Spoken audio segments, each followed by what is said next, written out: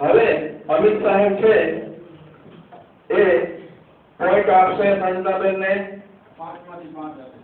અમિત સાહેબ 5 માંથી 5 પોઈન્ટ આપે છે હવે કિશોરભાઈ છે એ પોઈન્ટ આપશે હું પણ 5 માંથી 5 આપે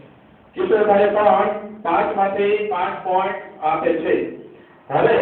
બીજા સ્પર્ધક છે ગીતાબેન આપણે ગીતાબેનને કહીએ કે તે પોતાનું ગીત રજૂ કરે